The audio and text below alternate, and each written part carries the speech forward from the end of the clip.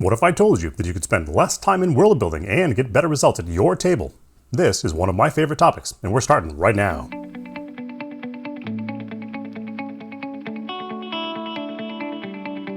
If this is your first visit and you want tips and tricks to make your role-playing games a little bit more awesome, start now by subscribing and hitting the bell so you can stay in the know. When I first started DMing 3 decades ago, I decided that I wanted to build my own content. I'd already started building a world and I figured that would do. But when I started running games there, disaster. I'd spent a lot of time in prep, but most of the stuff I worked on didn't get used, and we spent a lot of time with places and people I knew nothing about. If any of this sounds familiar, this video is for you. Unless you're only running modules, a big chunk of the prep we do as GMs and DMs is in world building, and it's easy to mess it up. You want to cover all your bases. You want to make sure the world feels alive. You want to ensure that it has enough depth to be interesting and to allow for your campaign hooks. But you don't want to be building forever, even if you really like world building like me. This is part 5 of our multi-part discussion on making prep suck less. Part of it is the problem. Part of it is the approach, and we're going to talk about both with some practical considerations thrown in for good measure. What are your favorite world building tips? We would love to read your ideas down in the comments below. But first, let's talk about a problem. It's this way. When you're starting a new game in a new world, you have the least information.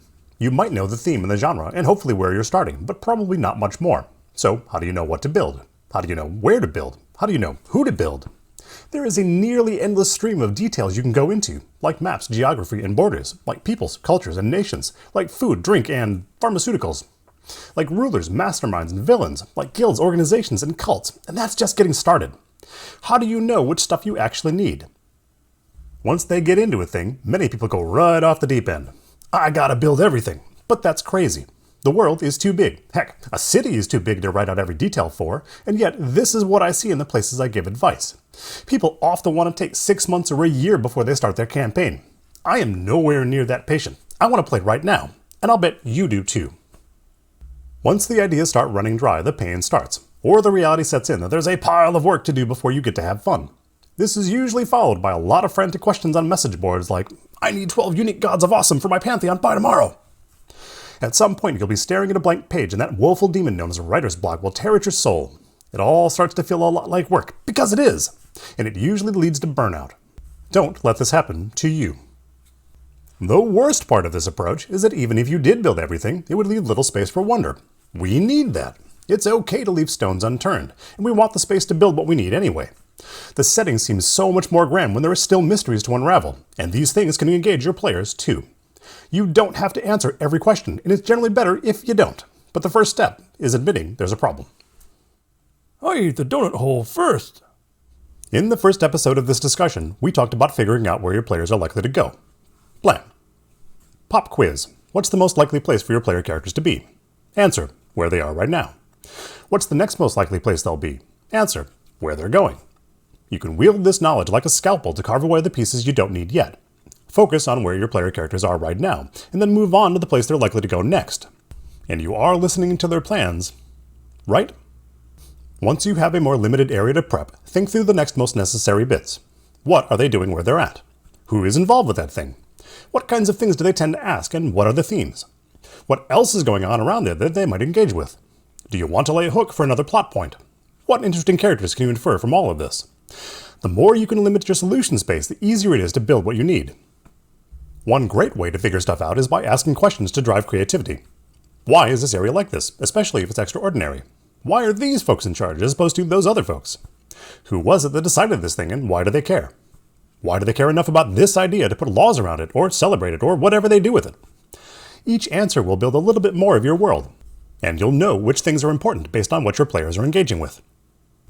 If you're going to do more general purpose world building, try to focus on things with wide application. Deities and pantheons tend to be broadly useful, and different cultures might have their own twists. Food and drink are good as well, especially since so many adventures start in taverns. Blam! And you can get a lot of mileage out of turns of phrase, especially profanity.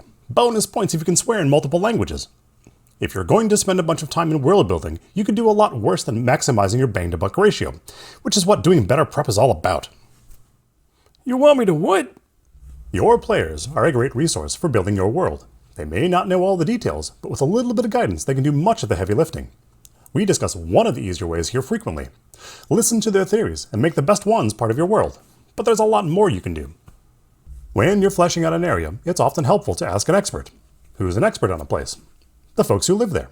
So every time you want to know something about a place a player character is from, ask the player.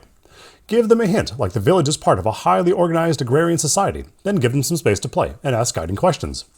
If you hear an answer that doesn't fit, ask them why, or try to figure out how this might be a misinterpretation. These kinds of things are common in the real world. Try to avoid directly contradicting what your players are telling you. If you suspect a player will give an off-color or off-the-wall answer, ask them a more specific question. If you can define some constraints, most folks will do their best to satisfy them. And if they do give a weird answer, give them a constraint again and ask them how that could be. The human brain can perform miraculous feats of logic to bridge the gap. The best thing about this approach is that it typically drives engagement. People get excited about the things they had a hand in creating, and their characters tend to be more grounded since they come from a place they know something about. What better way to get your players involved in your world than by having them help build it? That looks awfully deep.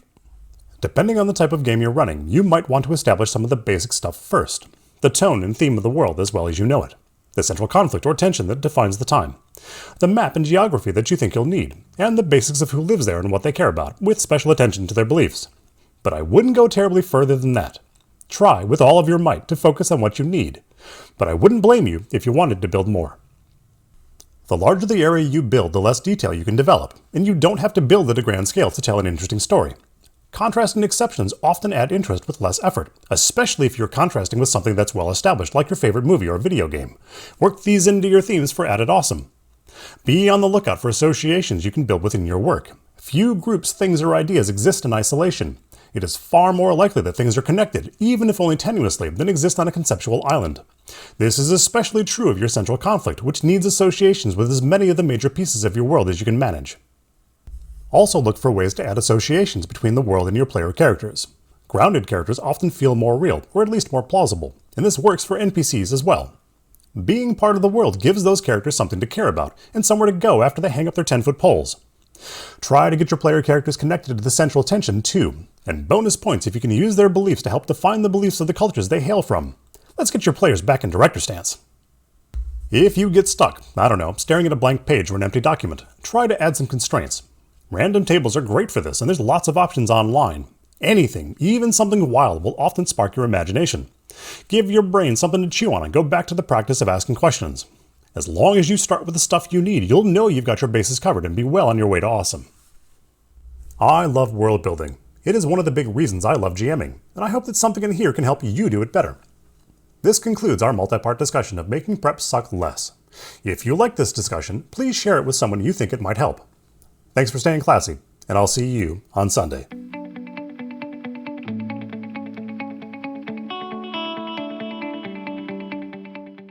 The best thing about HeroQuest is the voice.